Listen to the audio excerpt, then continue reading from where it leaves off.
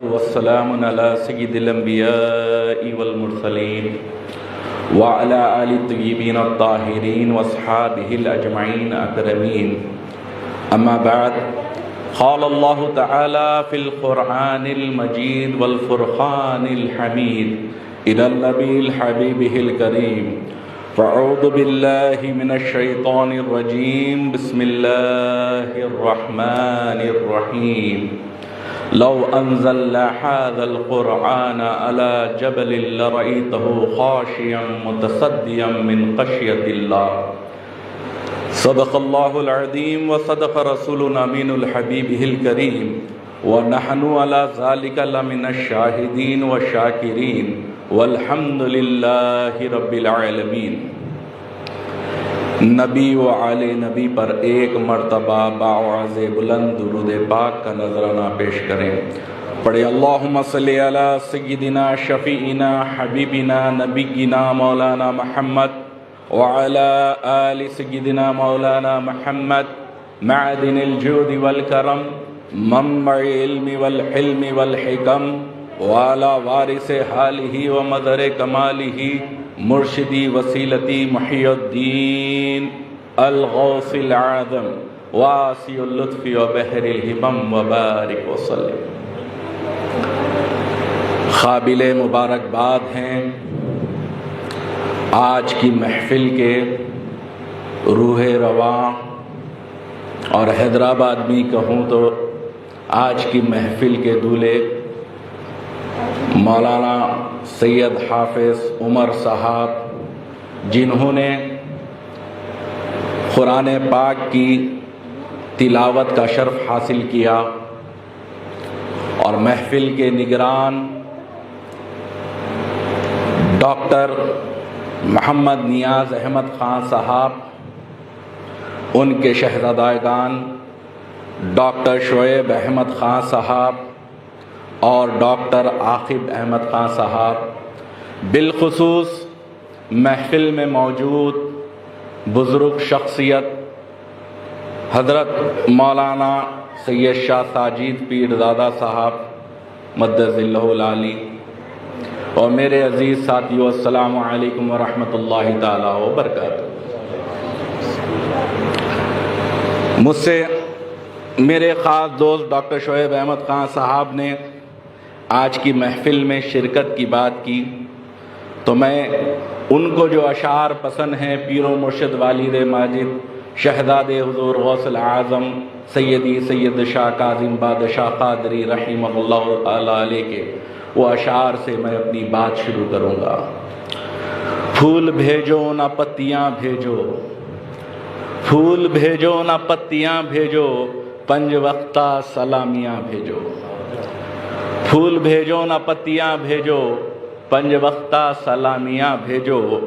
یا رسول اللہ ہم نے بھیجے درود کے تحفے، یا رسول اللہ ہم نے بھیجے درود کے تحفے. آپ جنت کی چابیاں بھیجو، آپ جنت کی چابیاں بھیجو. یا نبی آپ کے پاک ہاتھوں سے، یا نبی آپ کے پاک ہاتھوں سے بھوکی امت کو روٹیاں بھیجو، بھوکی امت کو روٹیاں بھیجو. اور کہا چھن گئے تاج تاجداروں کے، چھن گئے تاج تاجداروں کے. یا نبی اپنے پاؤں کی جوتیاں بھیجو، یا نبی اپنے پاؤں کی جوتیاں بھیجو. اور بڑی محبتوں کے ساتھ پیر و مرشد والد ماجد یہ شعر پڑھتے تھے. اس میں ہی عقیدہ اہل سنت انہوں نے برسا برس لوگوں کو دے دیا. یہ شعر سمجھ جاؤ تو سمجھنے آ جائے گا دین اسلام کیا ہے، کہ ان کے پیچھے جا رہا ہوں میں خدا کے سامنے، ان کے پیچھے جا رہا ہوں میں خدا کے سامنے. کتنی مشکل راہ میں اور کتنی آسانی مجھے، کتنی مشکل راہ میں اور کتنی آسانی مجھے. آج کی یہ پرنور محفل اور مقدس مہینے راہ رمضان میں اس کا انعقاد، اور رمضان المبارک کی خصوصیات میں سے سب سے بڑی خصوصیت یہ ہے کہ اس ماہ مبارکہ میں قرآن مجید نازل ہوا۔ یہ وہ کلام ہے جو اللہ سبحانہ و تعالیٰ سے بھیجا گیا، نازل فرمایا گیا، اور نبی پاک علیہ الصلاۃ والسلام کے مقدس سینے مبارکہ میں یہ کلام مجید دل مبارک پہ قلب پر نازل ہوا۔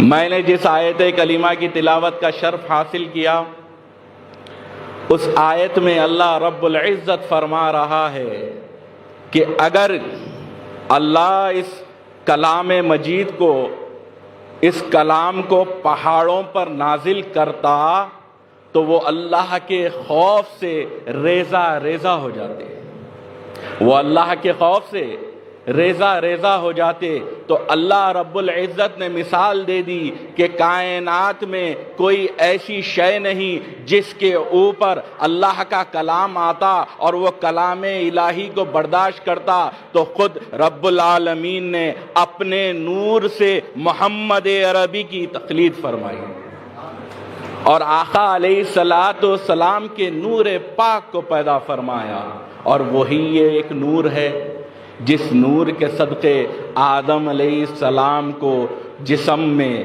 خاک کے بنے ہوئے جسم میں، اللہ رب العزت کے فضل و کرم سے جب نبی پاک علیہ السلام کا نور آدم علیہ السلام کے جسم میں رکھا گیا، تب ان کو قرار آیا۔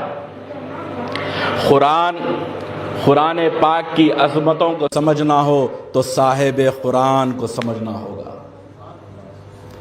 کلام مجید فرقان حمید میں اللہ سبحانہ و تعالیٰ نے بارہا فرمایا ہے، یہ اللہ سبحانہ و تعالیٰ کا جلالی کلام ہے۔ یہ وہ کلام سوائے نبی پاک علیہ السلام کے قلب کے کوئی اس کو برداشت نہیں کر سکتا تھا۔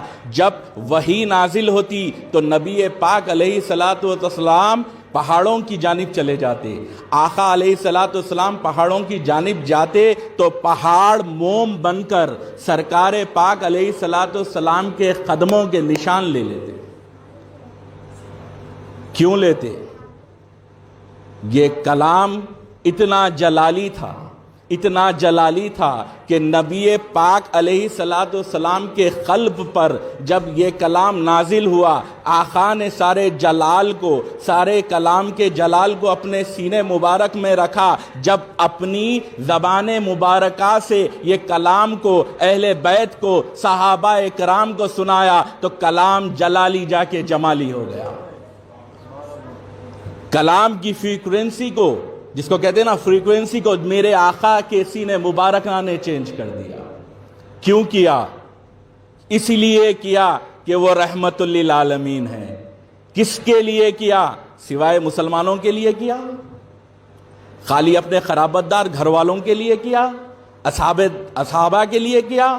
صحابیوں کے لیے کیا؟ نہیں، تا قیامت آنے والے انس و جن کے لیے کیا۔ کیوں؟ کہ اللہ سبحانہ و تعالیٰ کے محبوب رحمت للعالمین ہے، وہ تمام عالمین کے لیے رحمت ہے، تمام انس و جن کے لیے رحمت ہے۔ نبی پاک علیہ السلام سے رشتہ جس قدر مضبوط ہوگا تبھی قرآن سمجھنے آئے گا۔ یا رسول اللہ، قرآن ہدایت کی کتاب ہے، قرآن سبھی پڑھ رہے ہیں، صحابہ پڑھ رہے ہیں، ہدایت پا رہے ہیں، اہل بیت پڑھ رہے ہیں، ہدایت پا رہے ہیں، قیامت تک جو پڑھے گا ہدایت پائے گا۔ تو نہیں، فل اسٹاپ بات آئے گی۔ ہر کوئی پڑھنے والا ہدایت یافتہ نہیں ہو سکتا۔ یا اللہ، یہ تیری ہدایت کی کتاب، یہ پڑھنے والا ہدایت یافتہ نہیں ہوگا؟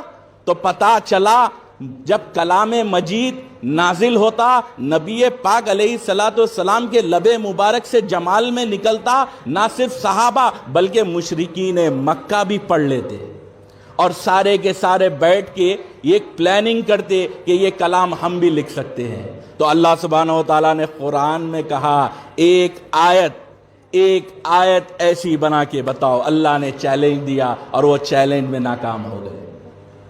کیا پتا چلا یا رب العالمین، تیرا کلام پہاڑوں پہ جب نازل ہو تو پہاڑ ریشہ ریشہ ہو جائیں، مگر اس کلام پر جرت کرنے والے مشرکین مکہ بھی کلام کر سک رہے ہیں.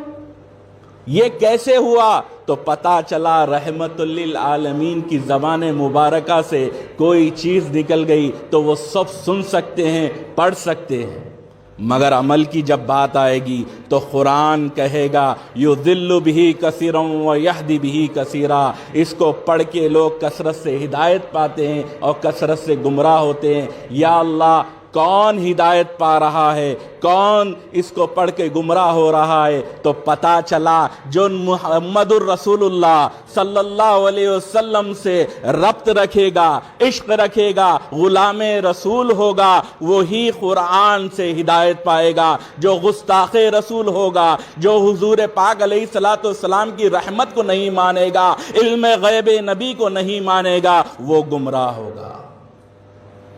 قرآن سمجھنا ہے تو معجزے پیغمبر سمجھو. ہر پیغمبر کو معجزات ملے، مگر سب سے بڑا معجزہ نبی پاک علیہ السلام کا قرآن مجید ہے. آدم علیہ السلام جن کے بارے میں اللہ سبحانہ وتعالی فرماتا ہے وَعَلَّمَ الْآدَمَ الْأَسْمَاءَ كُلَّهَا، آدم علیہ السلام کو ہر چیز کا علم تھا، ازل سے ابد تک. جو ہمیں بھی نہیں معلوم آگے کیا ہونے والا ہے وہ آدم صفی اللہ جانتے ہیں، کیونکہ ان کو اللہ نے علم دیا. قرآن میں اللہ سبحانہ وتعالیٰ کہہ رہا ہے کہ آدم کو ہر چیز کا علم تھا، ہر شے کا علم اللہ نے سکھا دیا.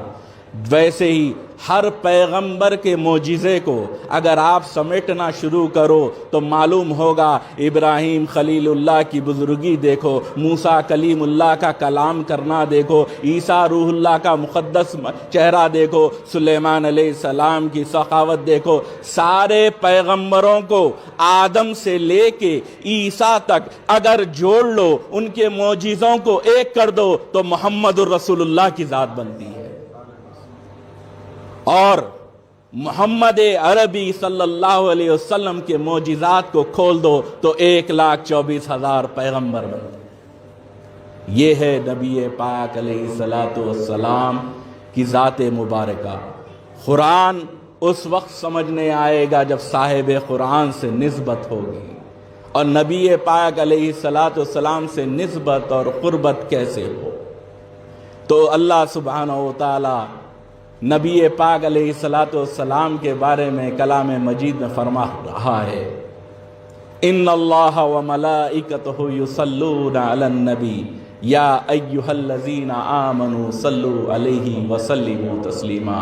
اللہم صلی علی سیدنا شفیعنا حبیبنا نبینا مولانا محمد وعلی آل سیدنا مولانا محمد الذی تنحل به العقد وتنفرج به الكرب وتقضى به الحوائج وتنال به الرغائب وحسن الخواتيم ويستسقى الغم من وجهك الكريم وعلى آله واصحابه في كل لحظة وعدد كل معلوم لك يا الله يا الله يا الله.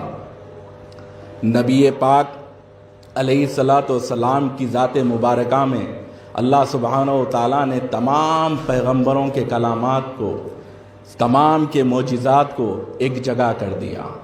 اور جب نبی پاک علیہ السلام سے اللہ سبحانہ وتعالی مخاطب ہوتا تو آقائے نعمت سے کس طرح مخاطب ہوتا کہ اے لا اقسم بہذا البلد، اے میرے محبوب آپ جس شہر میں رہ رہے ہیں اس شہر کی قسم. کلام پاک میں، اور میں عرض کر رہا تھا، میں نے جس آیت کریمہ کی تلاوت حاصل کی ہے کہ قرب نبی، صاحب قرآن سے محبت، صاحب قرآن سے کلوز اس وقت بندہ ہوگا. نماز کے یہ احکام ہے، نماز فرض ہے، روزہ فرض ہے، حج فرض ہے، زکوٰۃ فرض ہے، ہر چیز کا ایک ٹائم مقرر کیا گیا. رمضان کے 30 روزے، زکوٰۃ سال گزرنے کے بعد، حج زندگی میں ایک بار، نماز 5 بار. مگر یہ ایک وہ ایسا عمل ہے جو اللہ بھی کرتا ہے اور اللہ کے فرشتے بھی کرتے ہیں، مگر اس کا وقت کا تعین نہیں ہوا. ساری زندگی نبی پہ درود و سلام بھیجو، اتنا بھیجو کہ اللہ کی قرب تم جتنی چاہے حاصل کرنا چاہو اتنا بھیجو. ہر چیز کا وقت اللہ نے مقرر کیا، مگر کوئی عمل حج اللہ نہیں کرتا، نماز اللہ نہیں پڑھتا، روزہ اللہ نہیں رکھتا۔ اللہ پاک ہے، وحدہ لا شریک ہے، مگر ایک عمل اللہ کہہ رہا ہے وہ اللہ کرتا ہے، تو اللہ والے بننا ہو تو نبی پہ درود و سلام بھیجو۔ نعرہ رسالت، نعرہ رسالت۔ نبی پاک علیہ الصلوۃ والسلام پہ درود کی کثرت کس قدر بلندی پر لے کے جاتی ہے۔ میں زیادہ وقت نہیں لوں گا، بزرگ یہاں بیٹھے ہیں اور ڈاکٹر صاحب کو بھی صبح کیئر ہاسپٹل جانا ہے۔ یہ ہندوستان کے سب سے مایہ ناز ڈاکٹر ہیں، اللہ سبحانہ و تعالیٰ سے دعا ہے کہ ان کے ہاتھ میں شفا دے دے۔ یا اللہ یہ پیشنٹ کو دیکھے تو شفا یاب ہو جائے، کیونکہ ان کے ہاتھ میں دامن غوث اعظم ہے۔ نبی پاک علیہ الصلوۃ والسلام سے بندہ جس قدر قرب میں جائے گا اس کی مشکلات دور ہوں گی، اور اللہ سبحانہ و تعالیٰ کے بتائے ہوئے راستے پہ چلے گا تو اس کے منزلیں آگے بڑھیں گے۔ میں بتا رہا تھا کہ درود کی فضیلت ایک وقت کا واقعہ ہے۔ معراج کی شب ہوئی، نبی پاک علیہ الصلوۃ والسلام کو جنتوں کی سیر کرائی گئی۔ آقا علیہ الصلوۃ والسلام جب جنتوں کی سیر کر رہے تھے، وہاں پہ دیکھا کہ حضرت سید الشہداء امیر حمزہ ایک خوبصورت تخت پہ بیٹھے ہیں جس پہ لال و یاقوت جڑے ہوئے ہیں۔ حضرت امیر حمزہ کا بہت بڑا اعلیٰ و عرفہ مقام ہے۔ آقا علیہ الصلوۃ والسلام پہنچے، حضرت امیر حمزہ حاضر ہوئے اور عرض کیا کہ یا رسول اللہ میں یہاں بڑے مزے میں ہوں۔ حضرت عبیدہ رضی اللہ تعالیٰ عنہ اس کی روایت کرتے ہیں کہ رسول پاک علیہ الصلوۃ والسلام نے پوچھا، اے حمزہ، اے چچا، کون سا عمل اللہ کی بارگاہ میں مقبول پایا؟ وہ کون سا عمل ہے جو اللہ کی بارگاہ میں مقبول پایا اور یہ مقام آپ کو ملا؟ وہ تو سید الشہداء ہیں، وہ تو اللہ کی راہ میں شہید ہوئے ہیں۔ مگر حضرت امیر حمزہ یہ نہیں کہتے کہ میں نے اللہ کی راہ میں شہادت پائی اس لیے اللہ نے یہ مجھے اعزاز دیا۔ حضور حضرت سیدنا امیر حمزہ کہتے ہیں یا رسول اللہ، آپ پہ درود و سلام کی کثرت کی وجہ سے اللہ نے مجھے یہ مقام عطا فرمایا۔ نہ صرف یہ مقام میں نے دیکھا کہ مجھے یہ مقام ملا، مگر میں نے دیکھا کہ میزان پر سارے اعمال کو رکھ دو اور درود کو رکھ دو تو درود سب سے بھاری عمل کیوں نہ ہو۔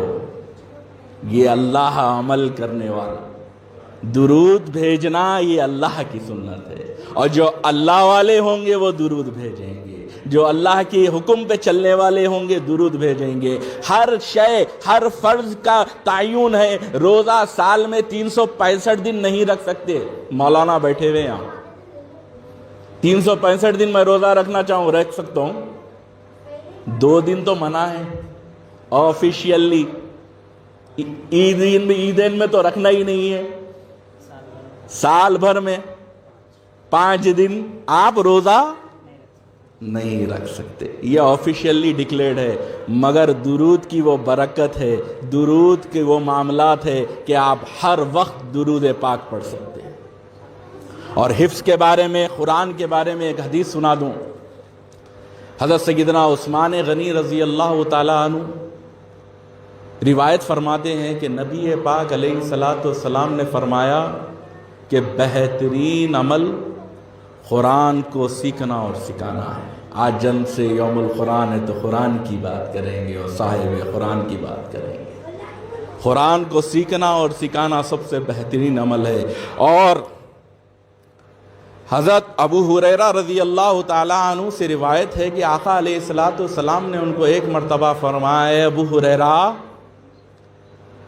قرآن پڑھتے رہو، سیکھتے سکھاتے رہو، اگر اس میں تمہاری جان چلی جائے تو تمہاری قبر کی زیارت کے لیے فرشتے ایسے آئیں گے جیسے کعبۃ اللہ کی زیارت کو آتے ہیں۔ یہ سننا ہی تھا، یہ پڑھنا ہی تھا۔ عقیدہ اہل سنت بھی مل گیا کہ یا رسول اللہ آپ کی زیارت کے تو لیے آتے ہیں، صحابہ کی زیارت کے لیے جاتے ہیں، یہ اولیاء کرام کاملین واصلین کی مزارات کی زیارت کے لیے آپ کی امت جاتی ہے۔ تو پتہ چلا جو اللہ کی راہ میں قرآن پڑھاتے رہتے ہیں ان کے یہاں زیارت کے لیے جانا یہ انسانہ نہیں فرشتوں کی سنت ہے۔ وہ دربار غوث اعظم ہو یا دربار خواجہ غریب نواز، یہ دین اسلام پھیلانے آئے تھے، انہوں نے دین پھیلایا ہے، انہوں نے قرآن کا عمل دیا ہے، انہوں نے قرآن کا علم دیا ہے، انہوں نے بھٹکوں کو راستے پہ لایا ہے، دین کی تبلیغ کی ہے۔ تو اللہ سبحانہ و تعالیٰ نے قیامت تک ان کی بارگاہوں پہ نہ صرف فرشتے جاتے ہیں بلکہ انسان بھی جوق در جوق جاتے ہیں۔ کیوں؟ جو اللہ کے دین کا کام کرتے ہیں اللہ سبحانہ و تعالیٰ ان کی مزارات کو، ان کے مرقد کو رحمت کی جگہ بنا دیتا ہے۔ یہ صلہ ملتا ہے درود پڑھنے کا، یہ صلہ ملتا ہے حضور پہ جانثاری کرنے کا۔ اللہ سبحانہ و تعالیٰ نبی پاک علیہ السلام کے صدقے و طفیل ہم کو بھی قرآن پڑھنے والا بنا دے، ہم کو بھی قرآن سیکھنے سکھانے والا بنا دے، ہم کو بھی قرآن پہ عمل کرنے والا بنا دے۔ یا رب العالمین، جو کہا گیا بولا گیا ہے، سننے والوں کو بولنے والوں کو توفیق عطا فرما کہ درود و سلام کی کثرت کیا کریں، درود و سلام پڑھا کریں۔ یا رب العالمین، اس گھر والوں کو، اس مکان والوں کو، اس مجلس سجانے والوں کو سلامت رکھ، ان کی ہر مشکل کو دور فرما، ان کی عمر و اقبال میں ترقی عطا فرما، صاحب خانہ کی اعلی اولاد میں برکت عطا فرما، سامعین کی اعلی اولاد میں برکت عطا فرما۔ رمضان کے روزے رکھیں، پاک پروردگار قبول فرما لے۔ ہمارے آنے والی نسلوں کو بھی رمضان دکھا، ہمیں بھی رمضان کی برکتیں دکھا، نبی پاک علیہ السلام کے دربار کی زیارت کر۔ یا اللہ ہم پہ فضل فرما، کرم فرما، عالم اسلام کے مسلمانوں پہ فضل فرما، بالخصوص ہندوستان کے مسلمانوں پہ اپنا فضل و کرم فرما دے۔ حالت مشکل کی ہے، پاک پروردگار تیرا فضل ہوگا، تیرا کرم ہوگا تو ہم اس مشکل کو بھی کچل کے نکل جائیں گے، ہنستے بولتے نکل جائیں گے۔ یا اللہ ہمیں خیر و برکت کے معاملے فرما دے، ہم پہ فضل و کرم فرما دے، زکوٰۃ دینے والا بنا دے، غریبوں کو کھانا کھلانے والا بنا دے، ہماری چیریٹی کو قبول فرما، ہم میں برکت عطا فرما، ہمیں نمازوں کا روزوں کا پابند بنا، ہماری آل اولاد کو حضور پاک علیہ السلام کا سچا وفادار غلام بنا دے۔ وآخر الدعوانا الحمدللہ رب العالمین۔